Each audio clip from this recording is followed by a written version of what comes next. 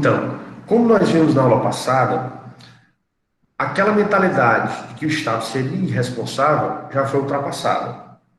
Hoje em dia, é inegável que o Estado ele é responsável pelas atividades dos seus agentes. Não só dos seus agentes, né? Porque também os gestores, ou seja, as pessoas que tomam decisões, elas também podem tomar decisões equivocadas. E, desculpe, nessas decisões equivocadas que eles tomam, elas também gerarem prejuízos, né? Então, por conta disso, nós chegamos, na aula passada, a falar exatamente sobre a responsabilidade do Estado. E essa responsabilidade do Estado, ela evoluiu, né? Por quê? No primeiro momento, como não existia nenhuma peculiaridade, o Estado, como se fosse uma pessoa jurídica comum, né? Ou seja, como se fosse um ente efetivamente do setor privado, que se submetia também a uma responsabilidade civil, onde além de avaliar o dano, o nexo causal, ainda avaliava a culpa do agente e, posteriormente, viu que essa responsabilidade do Estado ela tem que ser diferenciada. Porque, ao passo que na responsabilidade do particular, do setor privado, a pessoa muitas vezes pode evitar o problema, no setor público não tem como você evitar. Por quê? Porque você, como cidadão, ou você como uma pessoa que está dentro do território de um determinado estado, você tem que submeter às ordens dele. Né? Então, é muito mais complicado e pode se tornar até muito mais oneroso essas atuações do Estado. Então, por isso, por essas peculiaridades do Estado, é que a responsabilidade dele é diferenciada. E aqui no Brasil nós adotamos a responsabilidade objetiva, onde basta você, na verdade, avaliar dois elementos, né, se vocês lembrarem aí, que é o dano e o nexo causal, entre a ação do agente e o dano ocasionado. Né? Existe também o risco integral, que no Brasil é adotado excepcionalmente, quando você lida, por exemplo, com materiais radioativos, né, porque qualquer material radioativo é competência exclusiva do Estado, o Estado aqui, o governo federal. Então, qualquer problema que ocorra com material radioativo, quem tem que interferir é o governo federal. E se ele não fizer a intervenção a tempo, se não fizer a fiscalização, é ele que também que vai arcar com prejuízo, porque é um caso de responsabilidade integral. E como nós temos, o mais comum são ter esses três tipos de responsabilidade, né? Que seria a responsabilidade subjetiva, a responsabilidade objetiva e a responsabilidade integral, ou a responsabilidade por risco integral. Tem algumas pessoas que ficam na dúvida, qual é o tipo de responsabilidade que vai ser aplicado em cada momento ou em cada situação. O que é que acontece? Quando nós temos nessa disciplina não só alunos brasileiros, mas também alunos estrangeiros, então a primeira coisa que eu indico a vocês, você analisa a Constituição do seu país. No caso dos brasileiros, tem que ser a Constituição Federal, porque é ela que trata do todo. No caso dos alunos estrangeiros, a Constituição. Por quê? Porque a maioria dos seus países são estados unitários. Enquanto estado unitário, só tem uma única estrutura. Então, só vai ter uma única Constituição. Se você fizer análise da sua Constituição e não achar na Constituição o tipo de responsabilidade do seu Estado, aí você tem que ir para a legislação do seu país. O que é que a legislação administra? Perdão. O que é que a legislação administrativa, ou seja, a legislação referente ao direito administrativo, ela prescreve, ou seja, o que é que ela determina para esses casos, tá certo? Você vai com certeza achar nela, se não tiver na Constituição, vai estar na legislação referente ao direito administrativo, tá certo?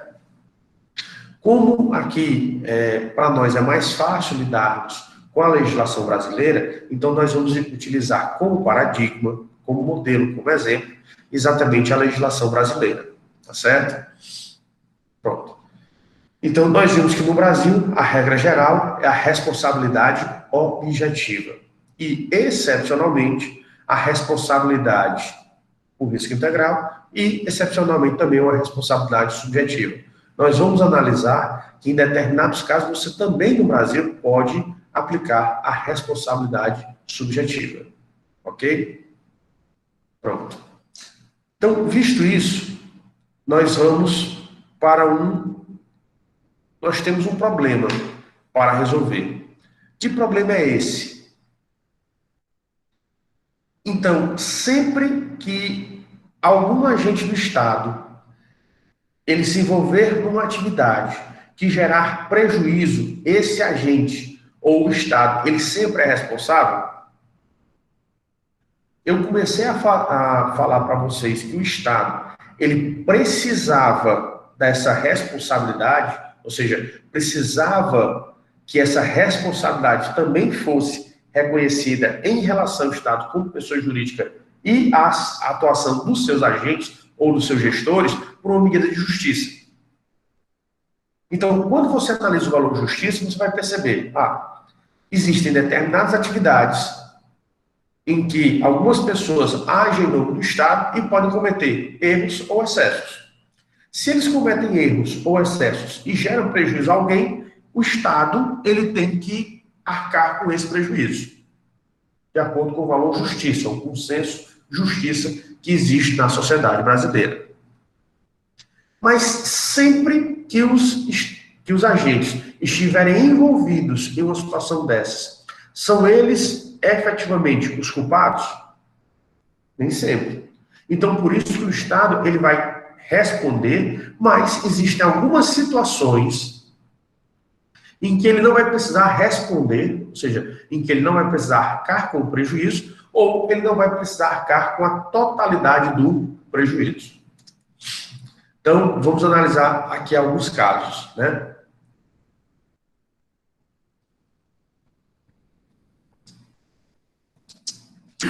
Imaginemos uma situação. Um município como Redenção ou Acarape. Digamos que uma pessoa passa mal no município de Redenção.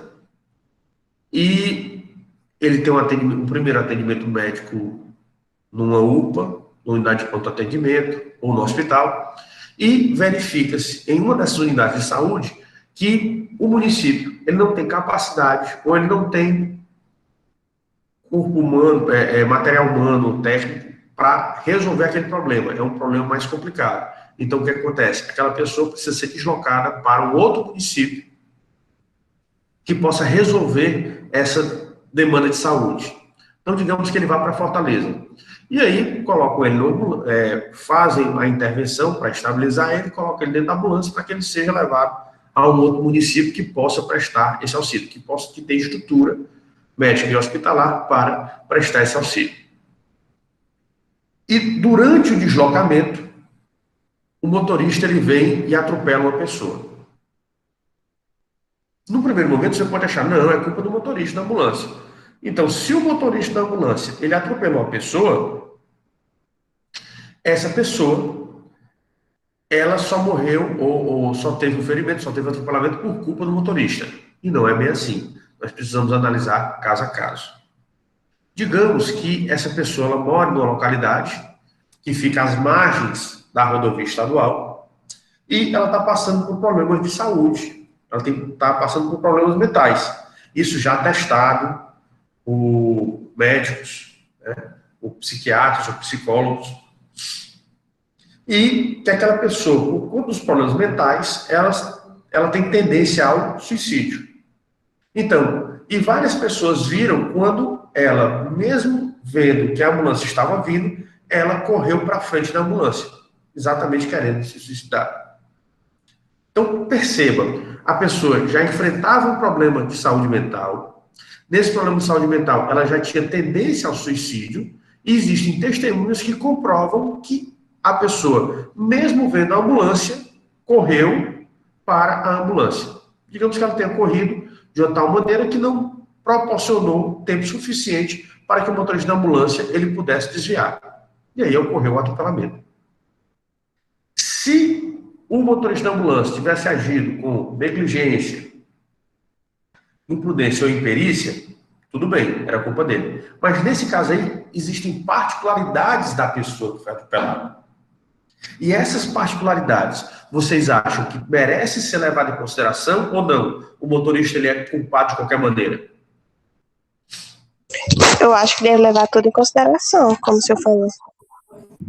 Muito bem. É uma medida de justiça, né? Ou seja, para você efetivamente encontrar a justiça para o caso, você tem que analisar tudo, inclusive aquelas situações. E se as pessoas viram que essa pessoa estava na beira da estrada, estava vendo a ambulância, e quando ela chegou muito próximo, ela correu tentando se suicidar, então aí você não tem realmente como culpar o motorista da ambulância.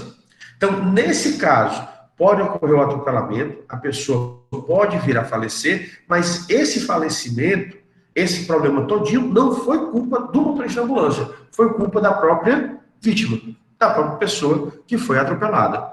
Então, nesse caso aí, o que acontece? Ocorreu a culpa da vítima. Então, se ficar configurado que ocorreu culpa da vítima, o Estado, o que eu estou referindo ao Estado no sentido amplo, né? Ou seja, o ente político, ele pode ser apenado, ele pode ser chamado a responder? Não, não, professor, porque isso está mais para um caso de suicídio do que de homicídio. Muito bem. Então, aí, como foi comprovada a culpa da vítima, então você não tem como exigir do motorista da ambulância. Na verdade, ele também pode ser colocado como uma vítima, né? Porque ele sofreu um susto. E aquele susto ali, ele também pode ter ficado com sequelas. Ele pode também ter ficado traumatizado. Ele pode ter ficado depois com receio de assumir de novo o volante de uma ambulância. Então, ele pode muito bem ter pedido ao município para não dirigir, ou não dirigir mais a ambulância. Então, tem uma enormidade de fatores que podem ser gerados com aquela determinada atitude, tá certo? Então, por isso que nem sempre que os gestores ou os agentes públicos geram prejuízo à população, o Estado obrigatoriamente vai responder. Por quê? Porque a única coisa que você tem que verificar é se ocorreu alguma excludente de responsabilidade. E aí o que é excludente? É porque você exclui, né? Você retira a responsabilidade. Então, o que você tem que verificar é isso. Se ocorreu algum excludente de responsabilidade. Se tiver ocorrido excludente, o Estado não responde. Né? Professor, Só um instantinho, por favor. Eu consulto a prova já já. Então, se não tiver ocorrido, ele vai responder. Se tiver ocorrido, ele não responde. E aí você pode se perguntar, professor, e se o Estado, a vítima, ou a pessoa que foi prejudicada, ela se envolveu no acidente, mas foi culpa tanto do motorista da ambulância, como também foi culpa da pessoa. Então, você tem que avaliar essas culpas, né? Até tentar chegar a uma quantificação. Por quê? Porque cada um só pode ser exigido o tanto que contribuiu para o fato, tá certo? E aí, o que acontece? Digamos, só uma variação desse caso aí, tá certo? Digamos que o motorista, ele já tinha vindo há vários e vários dias com o dirigindo 10, 12 horas por dia, então ele estava cansado. Então é erro, né? É erro dele e é erro do município também, que mandou, sabendo que ele estava dirigindo muito, ainda assim mandou ele dirigir. Ou seja, ele estava cansado e aí ele podia ter um momento que ele dormisse, que ele vacilasse no volante. E digamos que a pessoa, ela também continuava a ter problemas mentais, mas digamos que ela não correu, ela estava dopada e parou no meio da estrada. Infelizmente, o motorista, ele dormiu ao volante. Então, o motorista dormiu, não percebeu, e a pessoa estava dopada e parou no meio da estrada. Aí, o que é que você confere? Existe culpa dos dois. Então, nesse caso aí, vai ocorrer uma coisa chamada de culpa concorrente. Tanto o motorista e, por sua vez, o próprio ente político, né, porque deu uma jornada de trabalho muito alta para esse motorista, eles contribuíram para o acidente, como também a pessoa que estava dopada e ficou numa área de risco, que é uma rodovia, né? E aí ela também estava sujeita ao risco. Então, ambas as partes contribuíram para o problema. Aí é um outro tipo de culpa, que é a culpa concorrente. Nesse caso da culpa concorrente, o Estado ele não vai arcar com todo o prejuízo. Então, vai ter que se avaliar qual foi o percentual de culpa do motorista, qual foi o percentual de culpa da vítima, e aí cada um vai contribuir com o grau que cada um tem. Se você não puder quantificar, geralmente quando você não pode quantificar, o que é que se faz? Você parte na metade, ou seja, você entende que é 50% de culpa de uma vítima e 50% de culpa do outro lado, né? Ou seja, do ocasionador e o outro 50% da vítima. Aí você tem um caso em que realmente o Estado ele não se exclui totalmente a culpa dele, mas ele arca pelo percentual. Se não puder ser definido um percentual daquilo que o seu agente contribuiu para o dano, é rateado, né? Ou seja, é meio a meio. Tá certo?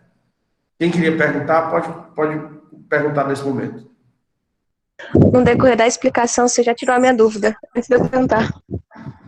Ah, tudo bem, tá certo. É porque, como eu estou na explicação, por isso que eu peço um instantezinho, exatamente porque, como eu vou concluindo o raciocínio, aí vão exigindo essas outras circunstâncias que a gente vai explicando também no decorrer do raciocínio.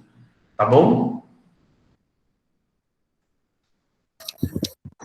Vamos continuar aqui o mesmo raciocínio. Então, vamos pegar a mesma ambulância, pobrezinho do motorista, né? Está sendo aí pego como bode expiatório. Mas eu vou pegar essa ambulância e colocar numa outra situação. Então, digamos que essa mesma pessoa passou por um problema de saúde, não conseguiu ser tratada no seu município de origem e teve que ser mandada a um outro município que tivesse o serviço de saúde necessário para fazer o tratamento. Ok. De novo, precisa de deslocamento. Digamos que esse deslocamento aí tinha que levar a pessoa até, digamos, aqui em Fortaleza, né? Saiu de Redenção e veio para Fortaleza. E digamos que o local para o tratamento da pessoa seja exatamente o IJF. Digamos que a pessoa se queimou. Foi uma queimadura gravíssima e o melhor centro para o tratamento de queimados no Ceará e até com referência norte e nordeste é o IJF, o Instituto José Frota, aqui de Fortaleza. Então, digamos que o médico, reconhecendo a gravidade da queimadura, ele simplesmente deu o primeiro atendimento e disse, ó, vá para o JF, que no JF você consegue fazer aqui o tratamento. E aí o motorista da ambulância veio o caso da pessoa está muito grave, ele veio normalmente na cidade que ele podia. E digamos que ele, ao chegar no centro de Fortaleza, digamos que ele chegasse de madrugada, né? E aí um ônibus aqui de Fortaleza atravessa a preferencial, bate na ambulância e joga a ambulância no muro. No cruzamento, ele joga a ambulância contra o muro. Nesse muro, digamos que tinha uma pessoa esperando o ônibus. Mata a pessoa e mata o doente. Mata a pessoa que estava queimada. O motorista consegue sobreviver com sequelas. E nesse caso, quem é que é o culpado?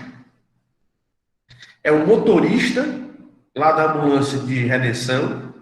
É o motorista de ônibus? Ou não é ninguém? Culpado pelas mortes. Uma pessoa estava parada na esquina, esperando o ônibus, e a outra estava sendo socorrida. Com a batida, o ônibus ultrapassa a preferencial, bate na ambulância e joga a ambulância contra o muro. Aí, ao jogar contra o muro, a pessoa que estava esperando lá, ela não conseguiu sair do local, então ela foi espremida, foi esmagada, e a pessoa que estava lá para fazer o atendimento, ele também sofre ele bate a cabeça, né? Ele estava na maca, acabou batendo na cabeça e faleceu. Um que consegue sobreviver com sequelas foi o motorista da ambulância. E nesse caso aí, alguém é culpado pelo que aconteceu ou ninguém é culpado? Se alguém for culpado, quem é o culpado? Professor, desculpa, eu não entendi o princípio da história. Como é que foi? Vamos lá. A história é a mesma, tá certo? Digamos que uma pessoa, ela teve uma queimadura, foi para o hospital de Redenção. No hospital de Redenção, o médico que estava atendendo em Redenção, ele viu que ele não tinha equipamento suficiente para fazer o tratamento.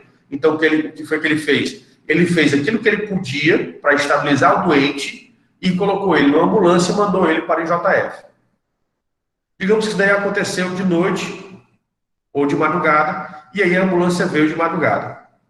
Mais ou menos às 6 horas da manhã, o motorista está entrando ali no centro e numa das ruas, um ônibus, por ser um horário cedo da madrugada, ele resolveu atravessar uma preferencial. Ao atravessar a preferencial, o ônibus bate na ambulância. Se o ônibus bateu na ambulância, essa batida na ambulância, ele vai projetar a ambulância para algum canto, né? Então, digamos que numa esquina, a ambulância ela foi projetada, ela foi lançada para o muro. Por coincidência, desse muro que ela bateu, tinha uma pessoa que estava esperando o ônibus, que atravessou a preferencial. E aí, essa pessoa que estava esperando o ônibus, ela não conseguiu, veja bem, a pessoa que estava esperando o ônibus, ela não conseguiu desviar e foi imprensada pela ambulância. Ela foi esmagada pela ambulância. O doente que estava dentro da ambulância, quando foi jogada, como ele estava numa maca, ele acabou batendo na cabeça e morreu na hora. Teve um coágulo sanguíneo e morreu na hora. O único que conseguiu sobreviver, mas com sequelas do acidente, foi o motorista da ambulância. Pronto, nesse caso, o culpado é quem passou o sinal, que é o motorista do ônibus que passou a preferencial. Porque ele ter ultrapassado é que provocou com que o motorista da ambulância batesse contra a pessoa que estava lá esperando. Não foi negligência do motorista da ambulância, nem culpa dele em nenhum momento. Os dois que são vítimas. Nesse caso, o que acontece? Essa pessoa que estava dentro da ambulância é responsabilidade do município? Sim. É sim. É responsabilidade do município. Então, o município tem que arcar com a morte dela para a família dela? Sim. Não.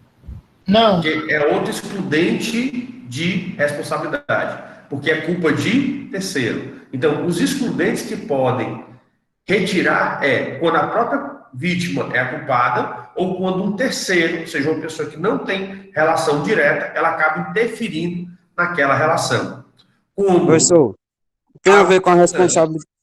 Só um instante. Como a ambulância ela acabou batendo na parede por culpa do ônibus e não do motorista da ambulância, então quem é que vai ter que arcar com tudo?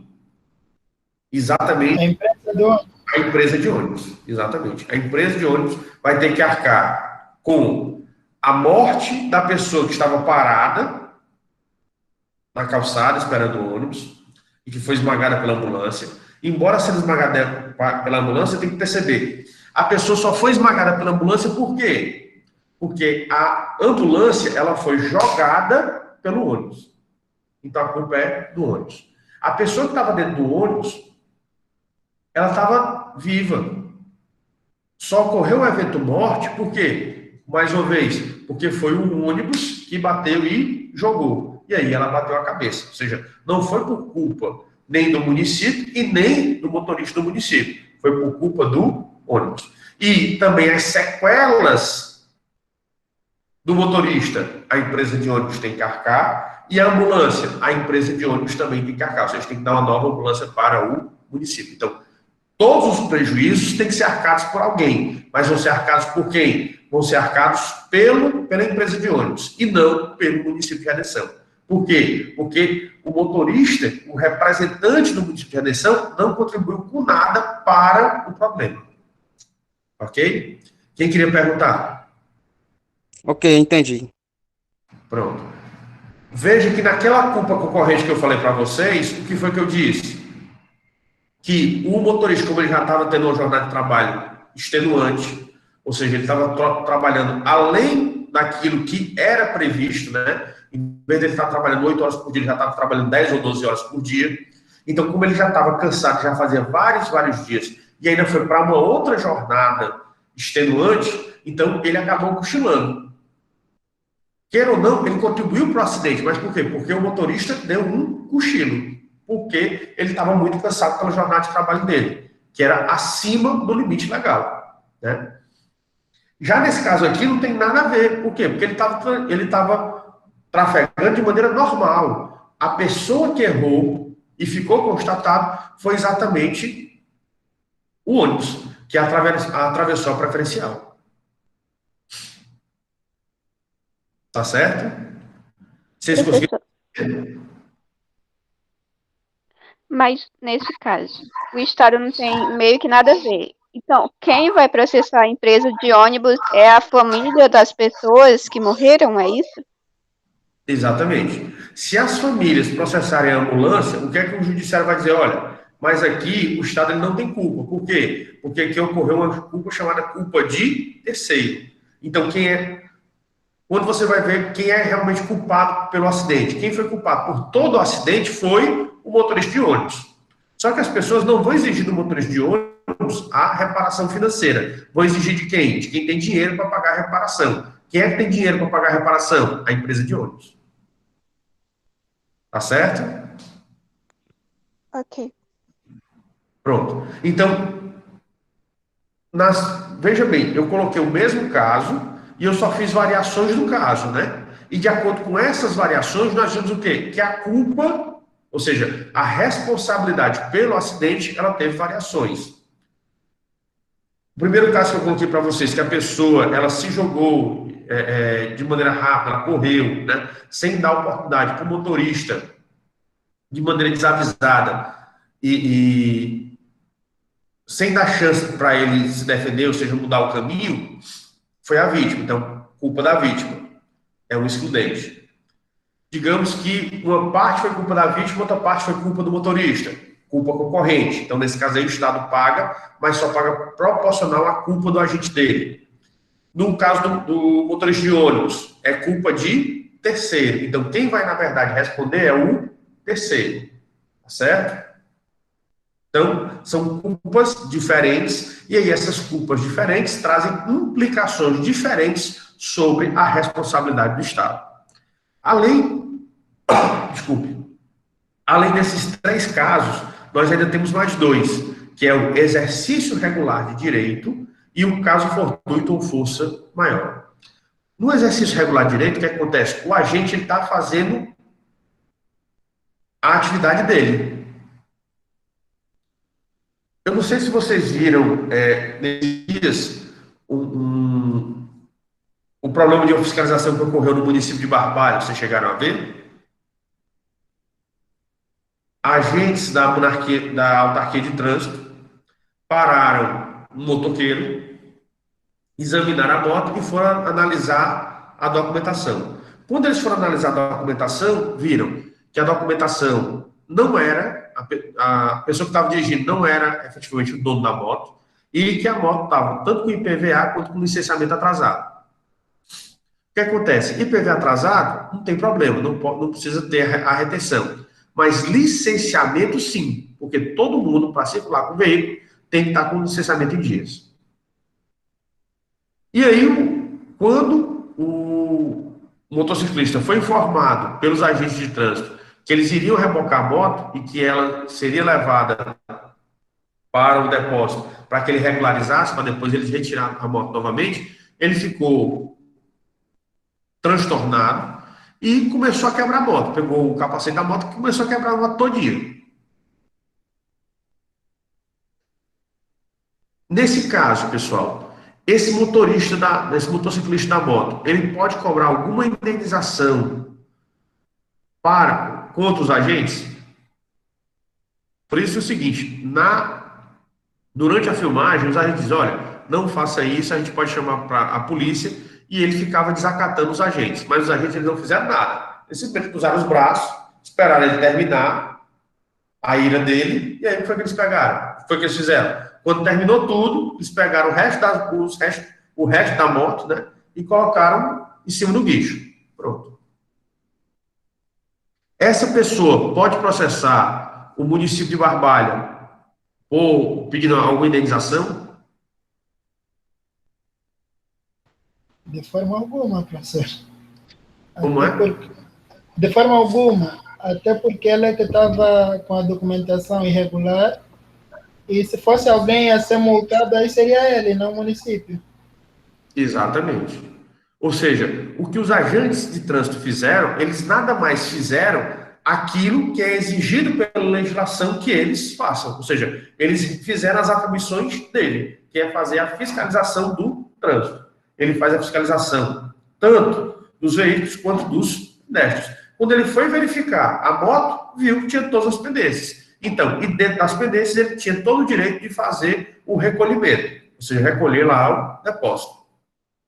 Então, a ação do motociclista foi completamente errada em cima da circunstância. E ele não pode exigir nada do município ou dos agentes de trânsito. Por quê? Porque os agentes de trânsito agiram de acordo com o exercício regular de direito. Professor, a minha dúvida aí seria, ele não pode ser ele a ser multado pela atitude dele de levarem a moto? Ele poderia ser multado, porque ele está transitando com o veículo de maneira irregular, né? Tem a situação. E segundo, como ele desacatou os policiais, ele também poderia ser processado criminalmente, né? Pelo desacato que ele estava cometendo ali. A autoridade, no caso dos agentes de trânsito.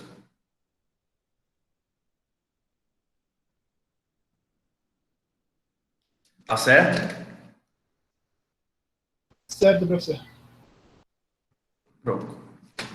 Então, esse exemplo é um exemplo de exercício regular de direito. Então, sempre que você vê um agente do Estado, uma pessoa que executa as ordens do Estado, mas ele está executando da maneira devida,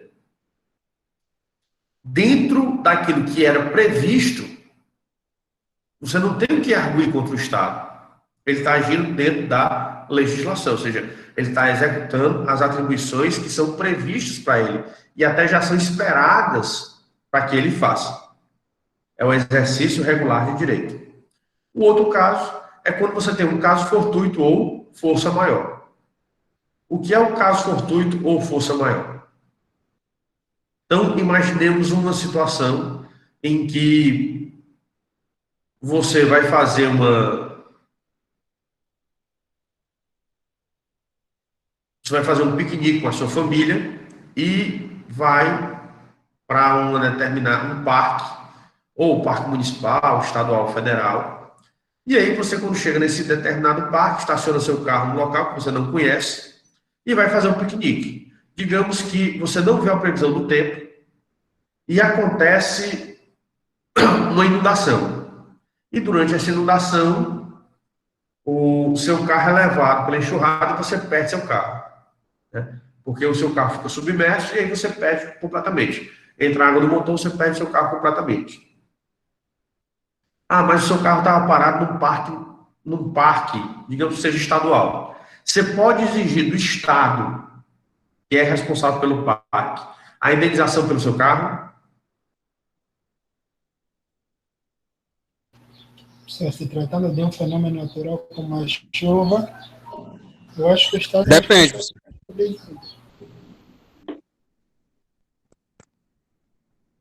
Pode falar. Depende. Tipo assim, se for uma situação, acho que até o senhor explicou na aula passada, que se tiver sinalizado que aquele local ali é passível de enchente, eu acredito que ele não pode acionar o Estado. Agora, se não tiver nenhuma sinalização, aí sim. Pronto. Por isso que você lembrou bem, meus parabéns, estou parabenizando você, mas isso daí é quando você tem uma cidade, certo? Por exemplo, no município de São Paulo, você tem vários bairros, várias regiões em que tem as placas fazendo esse alerta. Por quê? Porque o município de São Paulo, ele já deveria ter resolvido a maioria desses problemas. Como o município ele não resolve, então ele fez as placas. E aí a justiça aceitou essa desculpa, certo? Quando eu coloquei que foi num parque estadual, onde o parque já é um local em que você não tem uma previsibilidade. Então, nem tem previsibilidade para você, que dirigiu o carro e levou até lá, e também não tem previsibilidade por parte do Estado, que toma conta do parque. O Estado ali ele só está tomando conta, ou seja, ele está tentando preservar aquele determinado ecossistema, aquele determinado meio ambiente. Então, quando você estaciona ali, você está correndo risco. Então, você acabou sofrendo uma coisa porque você não prestou atenção na previsão do tempo, você não tomou as medidas cabíveis, as precauções devidas, e o Estado, ele também, ele não tem essa obrigação, né? Porque o intuito maior dele é preservar o meio ambiente, e não preservar os carros que estão ali naquele determinado local. Então, nesse caso aí, como é um parque estadual, a obrigação do Estado é em relação ao meio ambiente, e não aos carros ou ao patrimônio dos frequentadores, tá certo? Então, efetivamente, não pode cobrar. É diferentemente de muitos municípios, né? Por exemplo, o município de Belo Horizonte, ele também tem muitas enchentes. Mas por que o município de Belo Horizonte ele tem muitas enchentes? Por uma prática muito errada das cidades brasileiras. Que prática é essa? Eu não sei se aconteceu ou acontece aí em Redenção ou em Acará. Que prática é essa? Então, surge um povoado, e geralmente o povoado ele surge ao lado de fontes de água ou de mananciais de água.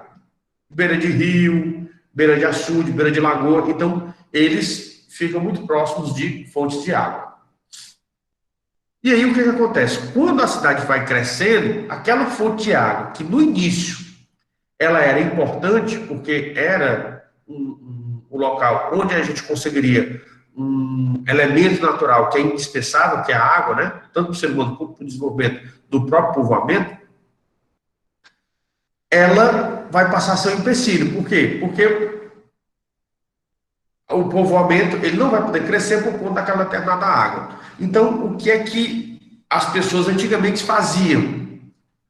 Faziam um chamado aterramento. O que é o aterramento? Joga entulho, joga areia, joga terra em cima, até a água ficar por baixo, né? Até soterrar aquele local ali e não ter mais água. Só que o problema é o seguinte: em período de seca, ok, aquele local ali está soterrado. Mas quando chover, aquela região ela já é para reter água. Então, por isso que a água não vai conseguir escoar, porque o natural dela é manter a água. Então, se chove muito, a água vai ficar na superfície. É o problema que acontece em Belo Horizonte, porque tem várias regiões que foram soterradas, e como elas foram soterradas, quando tem chuva, a água não consegue escoar. Então, vai ficar na superfície. Como vai ficar na superfície, aí você só resta realmente o alagamento. Vai alagar porque a superfície e a superfície que você deixa em cima, ela é impermeável, né? Ou é concreto, que não deixa passar tanta água, passa de maneira devagar, ou é asfalto, que também é impermeável. Então, tornou-se situações impraticáveis nessas cidades. Então, o que é que deveria ocorrer aí? Deveriam ocorrer intervenções para, primeiro, tirar o asfalto e colocar um piso que permita o escoamento de maneira mais fácil. Mas nem sempre o escoamento ele vai ocorrer da vazão que é necessária. Então, vai com certeza gerar alagamentos. Então, é você rever as praças, você rever a forma de edifícios que estão naquela região. Então, mas para isso precisa de uma intervenção muito grande para você resolver esse problema que foi gerado há décadas atrás, há anos atrás. Né? Ou seja, é problema de gestões passadas que não fiscalizaram da maneira devida ou não exigiram posturas corretas por parte dos empreendedores dessa área do imobiliário. Então, por isso, como foi que esses municípios, que as cidades resolvem? Colocando essas placas, dizendo, olha, se você for para essa região, cuidado. Se chover, vá-se embora. Por quê? Porque se você ficar aqui dentro, nessa região, qualquer problema que aconteça com você, com o seu carro, é culpa sua. Nós não nos responsabilizamos. Você entendeu agora a diferença de um para o outro? Porque na cidade já é previsível. Você já tem várias inundações. E o Estado ele não deu conta. O Estado ele não resolve.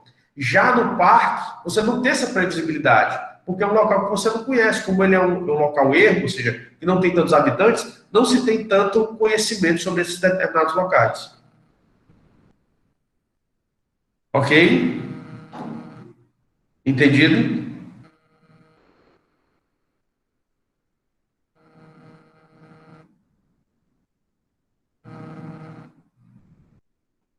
Obrigado aí pela resposta. Então, por isso, A regra geral é, se algum gestor ou algum agente do Estado provocar algum prejuízo por alguma atividade que essas pessoas façam em nome do Estado, o Estado ele tem que arcar com o prejuízo. Certo? Essa é a regra geral. Por que a gente está dizendo que é regra geral? Porque nós acabamos de ver determinadas situações, determinadas circunstâncias em que o Estado ele não pode ser exigido. E essas circunstâncias, como elas retiram a responsabilidade do Estado, são chamadas de excludentes de responsabilidade. E aí os excludentes mais tradicionais que nós vimos, né? Quando ocorre culpa da vítima, quando ocorre culpa de terceiro, quando ocorre o exercício regular, ou seja, quando o agente público, ele, na verdade, não fez nada mais nada menos do que a atribuição dele, é o exercício regular de direito, e a culpa, o caso fortuito ou força maior, onde são eventos da natureza, e ninguém pode ser responsabilizado pelos eventos da natureza. E, por fim, onde não se tira completamente a responsabilidade do Estado, mas se tira pelo menos uma parte da responsabilidade do Estado, que é exatamente o caso da culpa concorrente. Né? Ou seja, porque tanto o agente do Estado contribuiu, como também a vítima contribuiu para o evento, ou seja, para o prejuízo. Então, você tem uma culpa chamada de culpa concorrente.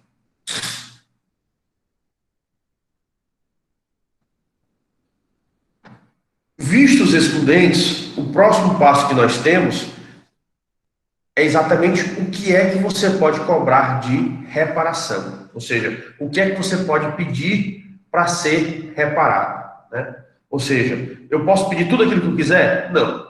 Já existem estudos, já existem situações, essas situações elas já foram estudadas. E hoje em dia, pelo menos no Brasil, o conteúdo que você pode pedir é exatamente esse daqui que a gente vai analisar.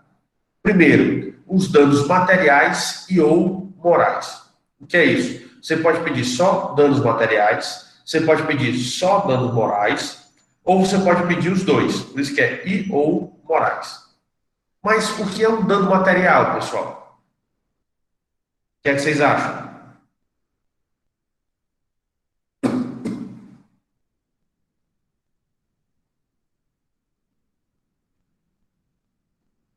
Porque é um bem material que você foi, professor? O que seria um dano material? O que é que vocês compreendem como dano material? Seria um dano causado pela perca de um bem material, não? Certo. Seria um problema oriundo da perda do bem material. Ok.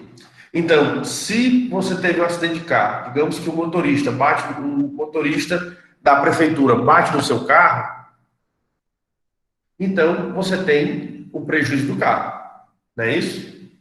Se você ficou ferido, então é o prejuízo do carro, para o conserto do carro, como também para o seu tratamento de saúde. Esses são os danos materiais. E os danos morais?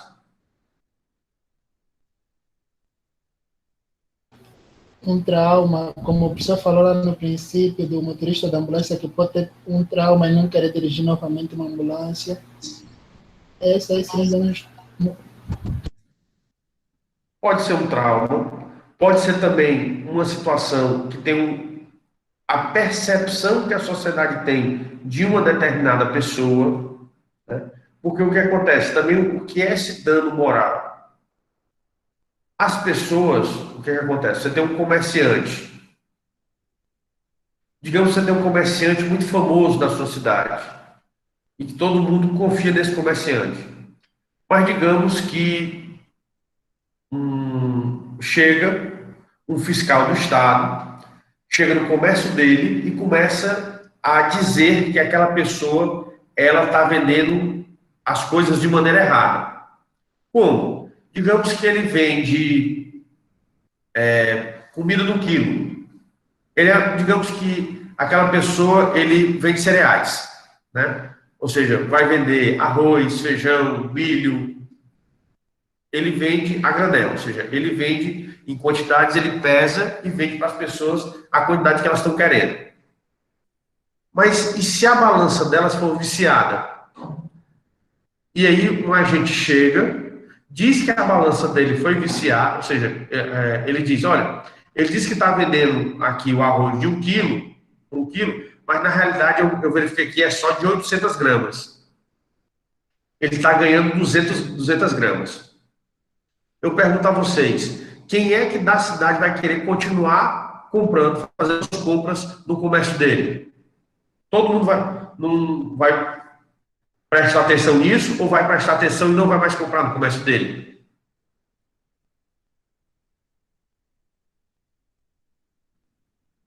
Provavelmente para de comprar, né, professor?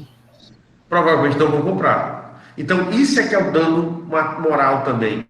É a percepção que a sua sociedade tem de você. E aí o que acontece?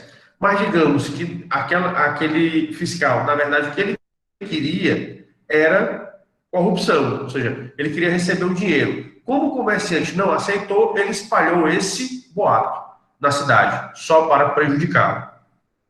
Mas perceba que ele vai, no primeiro momento, até ele comprovar que o fiscal estava errado, que o fiscal estava mentindo, ele vai sofrer por conta daquilo. Por quê? Porque aquilo dali as pessoas vão passar a desconfiar dele. Ele que tinha, ou que usufruía de um bom nome perante a sua sociedade, ele vai passar a ter um mau nome. Ou seja, as pessoas vão achar que ele é um enganador. E daqui que ele consiga provar que realmente ele não é um enganador, que ele é uma pessoa correta, que ele é uma pessoa direita, e que ele faz as coisas de maneira correta, ele pode demorar muito tempo, né? Enquanto isso, ele tomou vários prejuízos. Então, por quê? Só por conta da percepção dele. Como a sociedade o percebia naquele determinado momento. Então, por isso, é o dano moral. O dano moral também envolve isso. A visão que a pessoa tem na sua sociedade. Ou seja, como é que as pessoas o percebem na sua sociedade. Professor, nesse caso, o fiscal, além de poder ser criminalizado pelo facto de ter tentado, por tentativa de extorsão, pode também ser processado por calúnia e difamação? Pode. Ele vai responder não por extorsão entre aspas, né? Mas na realidade é uma tentativa aí, né? Isso, tá certo? Pela tentativa. E além de a difamação também ele pode responder também. Mas só que o que acontece? O comerciante ele vai preferir, uma vez que foi constatado que aquela pessoa manchou o seu bom nome e aquilo ali trouxe prejuízos para ele, a pessoa, o comerciante, ele vai estar mais interessado em cobrar do fiscal ou cobrar do Estado o prejuízo. Do Estado, porque o pagamento provavelmente seria mais imediato e bem mais garantido. Porque o Estado ele sempre tem dinheiro, né? Então é mais garantido que ele consiga o ressarcimento. Ok? Pronto.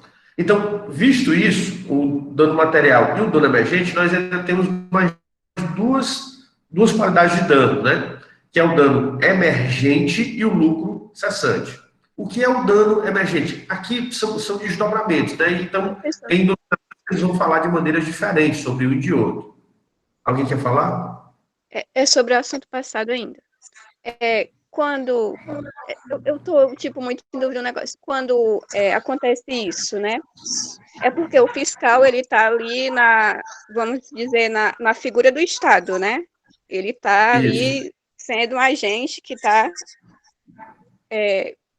produzindo a fiscalização para o Estado. Então, quando ele faz isso, o Estado tem que ficar do lado dele e provar que o Estado que ele está certo, ou o comerciante que tem que ir atrás e mostrar que ele está errado. É sempre o comerciante que tem que ir lá. Via de regra, assim, eu até hoje não me deparei com um caso em que o próprio Estado reconhecesse e ajudasse a pessoa, não. Eu nunca me deparei com uma situação dessa que a pessoa que gerou o prejuízo, ele vai lá, realmente eu prejuízo lá e vou ressarcir. Nunca vi essa situação. Geralmente a pessoa que foi prejudicada, ela vai à justiça para que a justiça reconheça e obrigue a pessoa que causou o prejuízo a ressarcir o prejuízo. certo? Via de regra. Se É você porque a gente tem que entender que é o Estado ali, né? O cara tá na figura do Estado, então a gente tem que confiar, né? Exatamente. Mas a pessoa que foi prejudicada, ela pode provar que mesmo a pessoa agindo em nome do Estado, ela agiu de maneira errada. Mas aí seria a pessoa, tipo, o fiscal seria o errado ou o Estado seria penalizado por aquilo? O fiscal. Aí, aí não importa, porque o fiscal, uma vez que ele erra e gera um prejuízo à pessoa na condição de fiscal, ele está exercendo uma atribuição pública. Então, como ele está exercendo a atribuição pública, quem vai responder é o Estado. O fiscal ele pode até responder administrativamente, criminalmente, perante o Estado. Mas quem vai responder perante o comerciante é o Estado. Professor, nesse caso seria o comerciante cobra do Estado e o Estado cobra do fiscal, é? Isso. O comerciante ele vai cobrar do Estado e o Estado, sendo condenado, ele vai pedir o ressarcimento do fiscal, que agiu de maneira errada. Inclusive, ele pode até demitir esse fiscal, Entendi. para realmente o erro.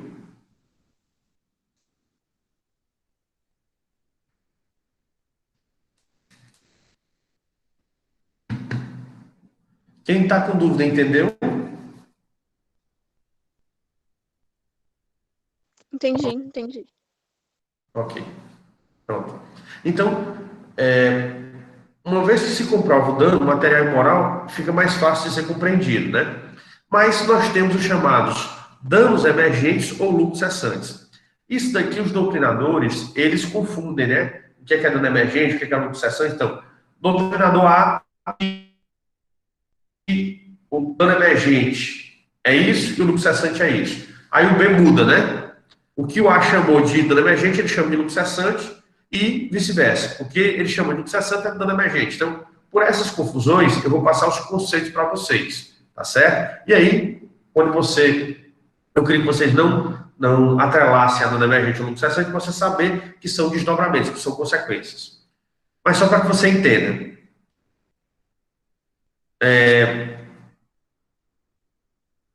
Imagine o dono de vários imóveis, né? Então, digamos que uma pessoa, ela, em uma determinada região, ela fez 5 casas, certo? Ela mora em uma e aluga as outras 4. Ela pode fazer isso? Pode.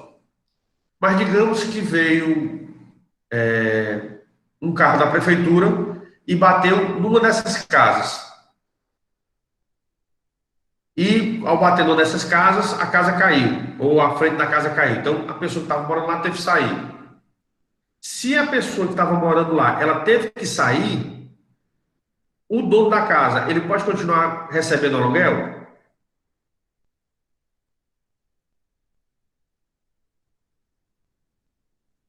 Não, Não vai conseguir, né?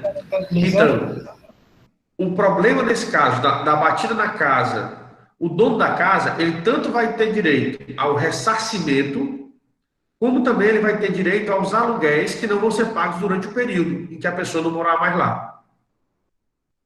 Vocês entenderam? Então, ele tem direito ao ressarcimento da casa, ou seja, a que seja reconstruído, né? Ou seja, que o imóvel ele seja todo ele reconstruído, aliás, que aquela parte que foi danificada seja reconstruída, mas ele também tem direito aos valores que ele receberia, porque como a casa estava alugada, ele tinha direito a receber os aluguéis mensais.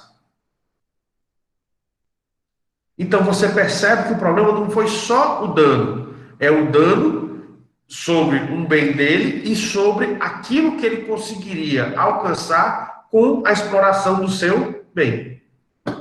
Ou seja, existem desdobramentos. Então, você, além de você cobrar o dano, você ainda cobra os desdobramentos. Outro exemplo, para vocês entenderem. Se você bate no carro de uma pessoa comum, você tem que pagar o prejuízo dessa pessoa. Se você bate num taxista, é diferente, porque além de você pagar o prejuízo dele, ele não vai ter que parar o carro para consertar. Mas o taxista, ele ganha dinheiro como? utilizando o carro. Não é verdade? Então, quando ocorre um acidente com o taxista, ele é mais grave. Por quê? Porque além do dano, você ainda tem aqueles lucros cessantes. Ou seja, o taxista, ele deixou de utilizar, de exercer a atividade dele, no bem dele, no carro, e aí ele vai ter, além do prejuízo do dano do carro, ainda os dias que ele vai ficar parado e que ele não pôde ganhar dinheiro. Então, por isso que, quando você fala em danos emergentes ou lucros cessantes, são exatamente os desdobramentos. Porque o problema não é só o prejuízo, é também os desdobramentos que são oriundos, que foram advindos do prejuízo inicial.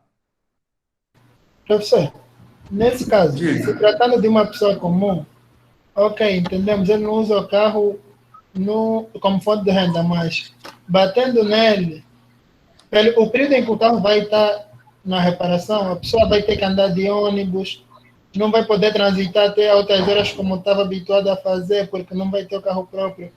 Será que essas questões também dão alguma questão extra a nível financeiro? Podem ser alegadas. Agora, depende do juiz ele aceitar ou não essa situação. Certo? Podem ser alegados. Mas vai depender do juiz ele aceitar ou não. Agora, no caso do motorista de táxi ou do motorista de aplicativo, que ele comprova que ele ganha dinheiro com o carro, aí é inquestionável. O juiz, uma vez que ele reconhece que a culpa é da outra pessoa, ele também vai dizer, no caso, como é um taxista ou como é um motorista para aplicativo, além de você pagar o prejuízo, você ainda tem que pagar o prejuízo que ele teve por passar esses dias parados. Ou seja, você vai ter que pagar os lucros cessantes.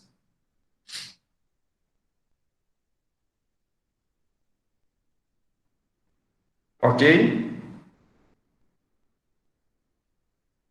Então, por isso, todo tipo de responsabilidade, você tem que ter muito cuidado para saber se realmente se ocorreu algum excludente, para você entender toda a limitação do prejuízo, porque o prejuízo às vezes não é só o dano, também existem desdobramentos do dano, que são os danos emergentes ou os lucros cessantes. Então, por isso que você tem que deixar isso daí na mente. E outra coisa, geralmente o Estado, ele não paga de imediato, então ele só paga se a justiça obrigar ele a pagar. Então, como o Estado, ele só paga quando a pessoa que foi prejudicada entra na justiça, então o que acontece? Demora muito tempo, né? Como demora muito tempo, a pessoa tem direito de quê? De receber pelo menos alguma compensação por essa demora no pagamento, né? Porque o dano foi naquele dia, então o valor orçado foi naquele dia, o valor do dano foi naquele dia. Mas ela só, digamos que ela vai receber 2, 3 anos depois. Já passou muito tempo. E o ente público, ele se aproveitou desse tempo. Então, como o ente público, ele se aproveitou do tempo, do transcorrer do tempo, então você tem essa situação dos juros moratórios. Ou seja, a justiça, ela vai aplicar juros pela demora no pagamento do prejuízo. Certo? Então, é outro conteúdo da reparação, porque quanto mais demorar, mais você tem que pagar os juros por conta dessa demora. Professor, Diga, pode perguntar. isso também se aplica quando uma pessoa já passou da idade de se aposentar, só que por algum problema ela não conseguiu se aposentar? Eu não entendi a sua colocação. Se é aplicável... Eu estou puxando para outra coisa. Por exemplo, o senhor falou que o Estado tem que ressarcir, porque demora muito, se tratando de aposentadoria. Isso também pode ser usado para que o tempo que a pessoa não passou aposentada, mas que já tinha uma idade para se aposentar, por exemplo. Só que ela não se aposentou por algum problema ou algo do tipo. Aí o Estado também tem que ressarcir ou não? Porque aí é problema, é 100% da pessoa. Não, aí depende, né? Se a pessoa não, ela, digamos que ela completou os requisitos em janeiro de 2020, mas ela só pediu a aposentadoria em junho de 2020. certo? Ela completou o tempo em janeiro de 2020, mas ela só pediu em junho de 2020. Essa demora aí de 5 meses é culpa do Estado ou é culpa da própria pessoa?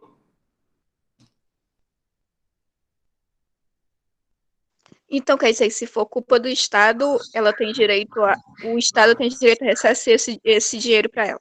Não, aí no caso não vai ser direito do Estado, né? Vai ser dever do Estado. Dever do Estado, isso. Tá certo? Agora, continuando. Ela deu entrada em junho, mas só foi deferida agora em janeiro. De junho de 2020 a janeiro de 2021, o Estado responde por esse período. Aí o Estado tem que ressarcir a pessoa pelos atrasados. Entendi.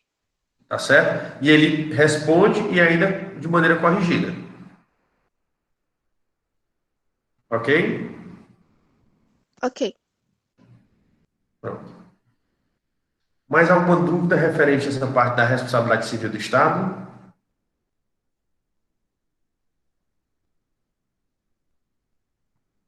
Não? Então, eu queria agora abordar com vocês o último ponto referente à responsabilidade civil do Estado. Tá certo? Porque nós vimos, e por medida também de justiça, nós vimos o quê? Que vão existir circunstâncias em que o agente realmente ele é culpado pelo prejuízo, né? Ou seja, o agente ele deu causa ao prejuízo que foi efetivado, e tem situações em que o agente ele realmente não agiu com causa, ou seja, ele não agiu, ele não pode ser culpado pelo prejuízo, tá certo? Por quê? Porque vão existir inúmeras situações. Em algumas delas, o agente ele é culpado, em outras, o agente ele não pode ser culpado. Então, por conta disso, também por medida de justiça, o que é que se viu? O Estado ele sempre vai arcar, e mesmo quando o agente ele é o culpado, o Estado tem que arcar a si mesmo. O que foi que aconteceu? Essa discussão na justiça ficou por muito tempo. E o que é que ficou pacificado? Em todos os casos, então, se gerou prejuízo, o Estado ele sempre vai ser chamado a indenizar. Gerou prejuízo, o Estado ele sempre vai ser chamado a indenizar. Agora, o que é que muda? Se durante o curso do processo perceber que o agente teve culpa, o que é que o Estado ele pode fazer? Depois do Estado pagar, então ele sofre a condenação e paga, depois do Estado pagar o prejuízo, ele pode pedir o ressarcimento desse prejuízo a quem? Ao verdadeiro culpado pelo prejuízo, que é exatamente o agente. Certo? Então ele pode pedir o ressarcimento ao verdadeiro culpado, que é exatamente o agente. Então, qualquer processo em que a pessoa que foi prejudicada, ela cobra os seus prejuízos do Estado, é chamado de ação indenizatória, né? Ou seja, onde a pessoa ela busca uma indenização, ela busca uma reparação. Quando o Estado ele é condenado e paga a dívida estabelecida pela Justiça, estabelecida pelo Poder Judiciário, ele, se perceber que o agente agiu com culpa, ele também pode exigir do agente. Mas ele pode exigir de qualquer maneira? Não, né? Ele também tem que entrar com outro processo. Esse outro processo, que hoje em dia se discute se ele só pode ser judicial ou ele também pode ser administrativo, então ele tem que entrar com outro processo para que o Estado ele demonstre que o agente agiu com culpa. Por quê? Porque o Estado ele só pode cobrar o ressarcimento do agente que deu causa ao prejuízo se ele comprovar a culpa do agente. Por quê? Porque as pessoas elas só respondem se for comprovada a culpa delas. Então, nesse caso, sim, o Estado, como já foi comprovado o prejuízo do nexo causal, ele precisa comprovar a culpa do agente. Então, se ficar configurada a culpa do agente, ele tem direito a ter um ressarcimento por parte do agente. Esse direito do Estado, ele cobrar do verdadeiro culpado pelo prejuízo, é chamado de direito de regresso, certo? Direito de regresso. E cuidado, viu? Já tem pessoas aí que, nesse direito de regresso, dizem que é o direito de voltar. Não, é o direito que o Estado tem, que o ente político tem, de cobrar o prejuízo que ele pagou do verdadeiro culpado pelo prejuízo, que é exatamente o agente público, ou seja, o servidor público que deu causa ao prejuízo. Esse é o direito de regresso. E aí, no judiciário, como é que o Estado ele cobra esse direito de regresso? Através de um processo específico, ou seja, de um processo especial chamado de ação regressiva. Por que o processo ou ação é chamado de ação regressiva? Porque ela trata exatamente desse direito de regresso do ente político, ou seja, de exigir o ressarcimento do verdadeiro causador, do verdadeiro culpado pelo acidente. Tá certo? Então, esse é o direito de regresso, e o direito de regresso, na via judicial, ele é cobrado através de ação regressiva. Ok? Entendido isso daqui?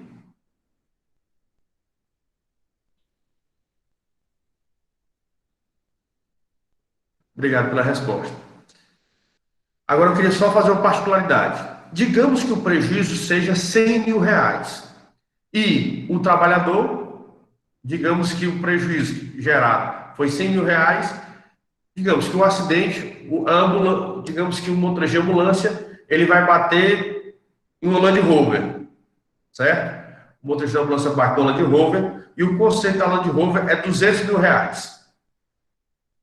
Aí o município de Redenção vai lá e paga os 200 mil reais.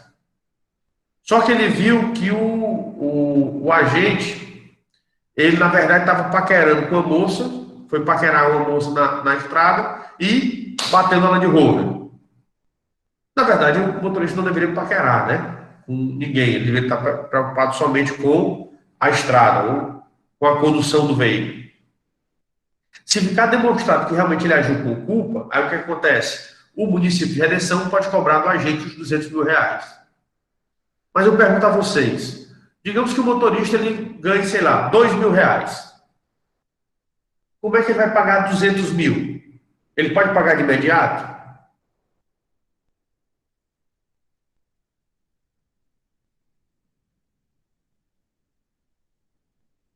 Não dá, né? Para ele pagar de imediato. Então ele vai pagar parcelado? Vai, né? Vai pagar parcelado. Ah, mas o município de Redenção pode descontar todo o salário dele de uma vez? Jefferson, veja bem, aquilo que eu já expliquei, tá certo? Então, digamos que o motorista ele vai paquerar com a moça ou tá dirigindo aqui e ele, por um erro próprio, ele se descuida da estrada e bate na Land Rover. O prejuízo é 200 mil. Então, o dono da Land Rover não vai se preocupar com o motorista, não. Ele vai cobrar do município. O município pagou. Mas aí, durante o processo, percebeu-se que o motorista ele tinha agido com culpa. O município pode cobrar do motorista? Pode. Ele tem direito de regresso e ele entra com um novo processo chamado de ação regressiva. Pois bem, nessa ação regressiva, digamos que seja comprovada a culpa do motorista e o município ele tem direito de receber os 200 mil reais do motorista. Pois bem, ele vai receber os 200 mil reais do motorista, só que esse motorista ele só recebe 2 mil por mês. Como é que ele vai pagar? Se pegar o salário dele todo, ele levaria 100 meses, né? 100 meses aí seria o quê? Seria mais ou menos uns 8 a 9 anos, né? Que ele iria pagar. Se pegasse, ele trabalhasse só para pagar a dívida. Mas a pessoa pode pagar só para trabalhar a dívida? Não pode, né? Ele ia morrer de fome. Hã? Ele ia morrer de fome, né? Não ia fazer mais Ele ia nada, morrer de só ia fome. pagar a dívida. Não ia nem Exatamente. conseguir trabalhar para conseguir pagar a dívida. Exatamente. Então, por isso que a própria justiça, ela viu que, no caso de prejuízos grandes, o município, ele pode cobrar do servidor, ele pode cobrar do agente, mas até um determinado patamar. Que patamar é esse, vocês sabem?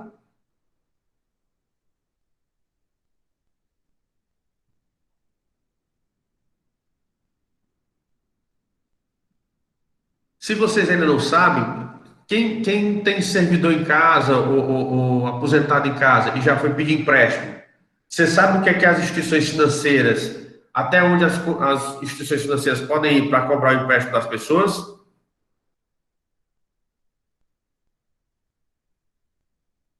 Até 30% do salário. Então, é o mesmo patamar para o município. Então, o município aí, no caso, se ficar comprovado realmente a culpa do servidor, ele pode cobrar do servidor, mas ele não vai cobrar tudo de uma vez, né? Ele pode cobrar até, no máximo, 30% do valor do salário dele, né? Então, no máximo, ele compromete a renda dele em até 30%. E aí vai colocar em tantas prestações quanto sejam necessárias para ele pagar o valor do prejuízo. E aí ele pode pagar só o valor do prejuízo, ele pode pagar o valor do prejuízo corrigido, com juros e correção, então vai depender de caso a caso. Mas aí ele vai ter que pagar a dívida, mas mensalmente ele vai pagar até no máximo 30% do seu salário.